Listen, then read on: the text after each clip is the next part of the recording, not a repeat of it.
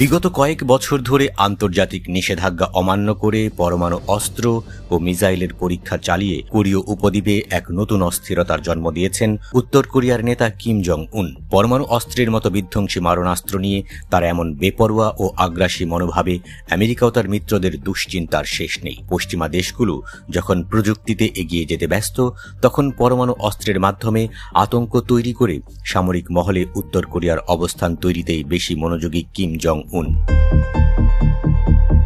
প্রতিটি মিসাইলের উৎক্ষেপণের মাধ্যমে শক্তি প্রদর্শন ও ভীতি ছড়ানোই তার প্রধান লক্ষ্য, কিন্তু তার এই ধ্বংসের নেশা তাকে বিশ্বে আরও বেশি একঘরে করে তুলেছে। কূটনৈতিক আলোচনা, শান্তির আহ্বান সবকিছুই তার কাছে অর্থহীন, কারণ পরমাণু অস্ত্র দিয়েই তিনি নিজের ও উত্তর কোরিয়ার অস্তিত্ব টিকিয়ে রাখতে চান।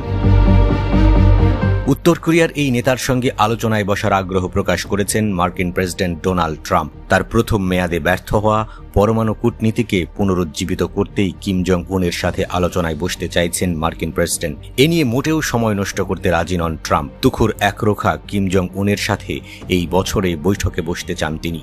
সোমবার ওভাল অফিসে দক্ষিণ কোরিয়ার নতুন প্রেসিডেন্ট লি জে মিউং এর সাথে বৈঠকের সময় এই আগ্রহের কথা জানান ট্রাম্প। কিম জং উন প্রসঙ্গে মার্কিন প্রেসিডেন্ট জানান তিনি কিমের সঙ্গে একটি বৈঠক করতে চান এবং কিম জং উনের সাথে দেখা করার জন্য মুখিয়ে আছেন। ক্ষমতার প্রথম মেয়াদে 2018 ও 2019 সালে কিম জং উনের সাথে 3 দফায় বৈঠক করেন ট্রাম্প। 2019 সালের জুনের শেষবারে সাক্ষাতের সময় কিছু সময়ের জন্য উত্তর কোরিয়ার ভূখণ্ডেও প্রবেশ করেন মার্কিন প্রেসিডেন্ট। সেই আলোচনায় দুই নেতা পরমাণু কর্মসূচি নিয়ে আলোচনা শুরু করার প্রতিশ্রুতিও দেন। তাদের বৈঠক কোরীয় উপদ্বীপে শান্তি প্রতিষ্ঠার লক্ষ্যে গুরুত্বপূর্ণ হলেও কোনো স্থায়ী সমাধানে পৌঁছানো সম্ভব হয়নি।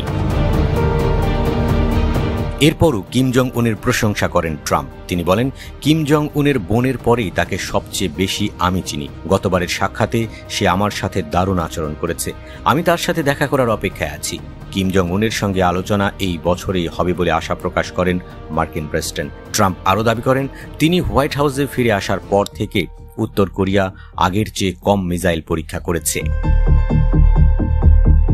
যদিও বিশ্লেষকদের মতে বর্তমানে কিম ইউক্রেন যুদ্ধে রাশিয়াকে সামরিক সহায়তার দিকে বেশি মনোযোগ দিয়েছেন। আবার কারো কারো মতে দক্ষিণ কোরিয়ার নতুন প্রেসিডেন্ট লি উত্তর কোরিয়ার সাথে সম্পর্ক স্থাপনের নীতিতে বিশ্বাসী। সেই কারণেই মিসাইলের পরীক্ষা কমিয়ে দক্ষিণ কোরিয়ার অবস্থান বুঝতে চাইছেন কিম।